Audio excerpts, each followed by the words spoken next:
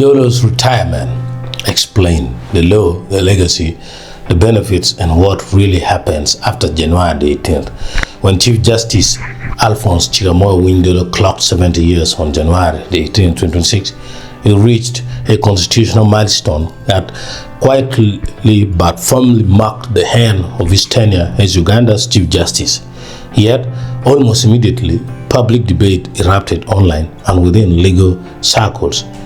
Had he handed over office? Was he still Chief Justice? Could he still sit on the Supreme Court? And what benefits does he walk away with? The discussion was sparked by commentator Don S.M. Kafero, who publicly questioned whether the former Chief Justice had formally handed over office. In response, human rights lawyer Nicholas Opio injected constitutional clarity into the debate.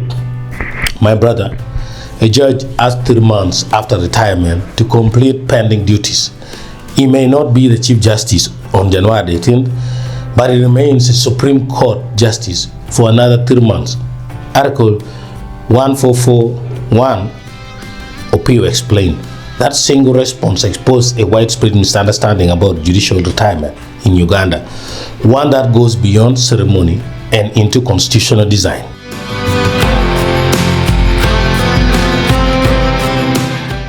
Retirement is not a draft. What the law actually says. Uganda's 1995 constitution under Article 1441 sets the retirement age for justices of the Supreme Court, including the Chief Justice, at 70 years. However, the framers of the constitution anticipated the danger of abrupt judicial exits, especially in a system where complex cases often span years.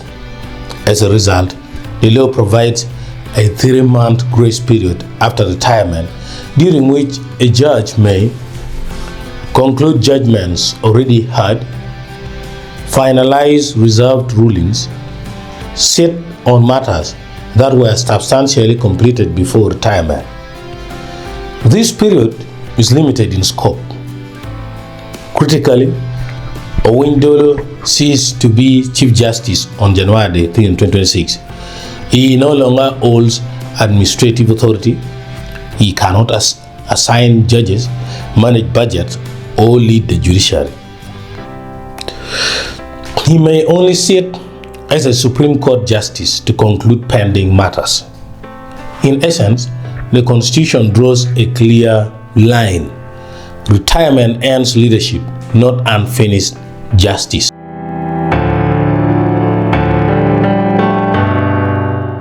So who takes over and how? Contrary to public perception, judicial leadership does not collapse into a vacuum when a Chief Justice retires.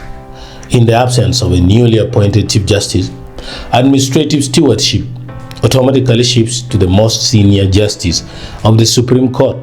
At present, that role has been assumed by Lady Justice Professor Lilian Tiba Temwa, who has chaired Supreme Court session as Uganda awaits a substantive appointment. No handover ceremony is required to legitimize this transition. The law itself is the handover.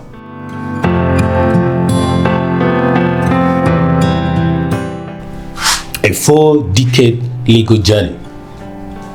Owiny Dollo retires after more than 40 years of service across Uganda's legal and political landscape. His career defies simple categorization.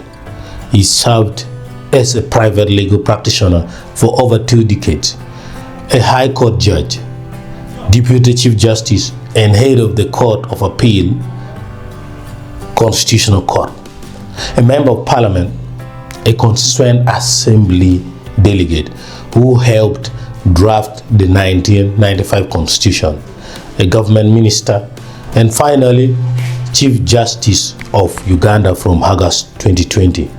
He is particularly remembered for delivering the landmark judgment in the 2010 Kampala terrorist bombing case, a decision that tested Uganda's counter-terrorism laws against constitutional protections. Beyond the courtroom, Owiny Dollo also engaged in peace building, including a rare 6-hour meeting with Joseph Kony in the Democratic Republic of Congo, a reminder of his unconventional but deeply nationalistic approach to public service.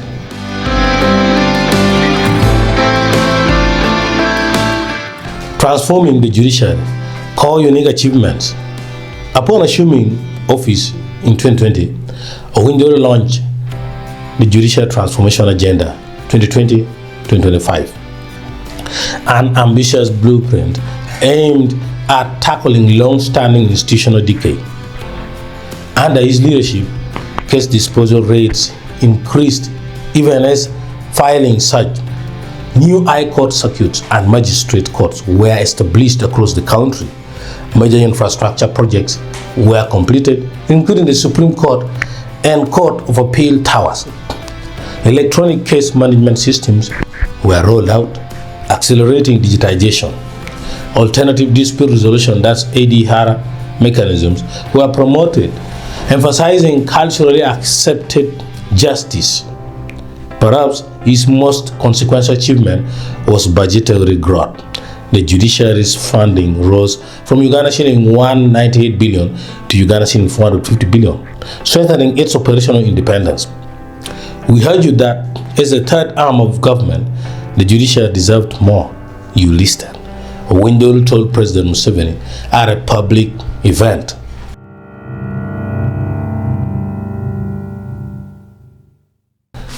Courage, conscience, and controversy. Owiny presided over some of the most politically sensitive cases of recent times, including the 2021 presidential election petition filed by Robert Chagulanyi Sentamu, constitutional rulings limiting the trial of civilians in military courts. The latter decision was widely praised for asserting constitutional supremacy. Yet Owiny rejected narratives portraying it as an act of judicial bravery. If it requires courage to render justice, that is dangerous. I never required even an iota of courage to interpret the Constitution, he said. Not all members of the legal fraternity were impressed. Critics like Isaac Semakadi questioned the implementation and timing of certain rulings, while others accused the Chief Justice of tolerating administrative inefficiencies.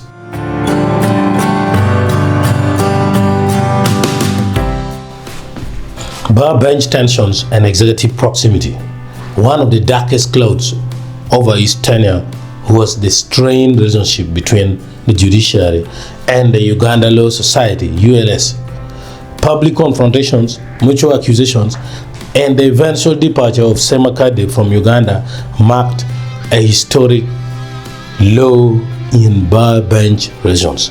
Owiny acknowledged the damage, but placed responsibility squarely on the legal fraternity.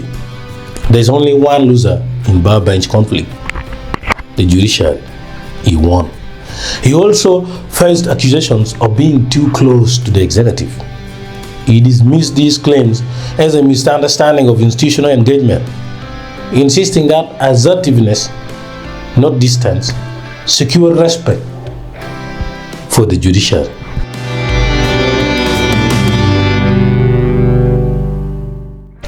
Retirement benefits, clear, guaranteed, and lawful. As he exits office, Owiny does so under strong constitutional protection. His retirement benefits are automatic and legally guaranteed.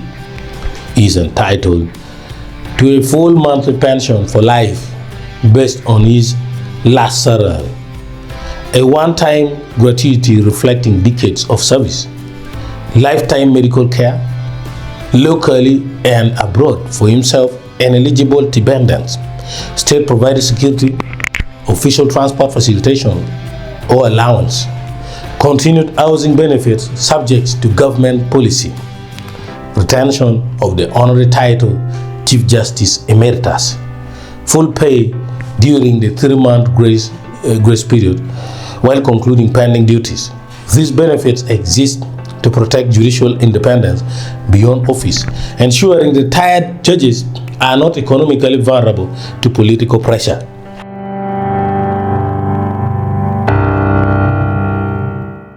The final verdict: Owiny retirement is neither abrupt nor unlawful. It is constitutional, structured, and deliberate. He leaves behind a judiciary stronger in infrastructure and technology, yet still wrestling with access, trust, and efficiency. His legacy is complex, reformist, controversial, assertive, and deeply consequential. As Uganda awaits a new Chief Justice, one thing is certain: the chapter has closed, but the imprint remains.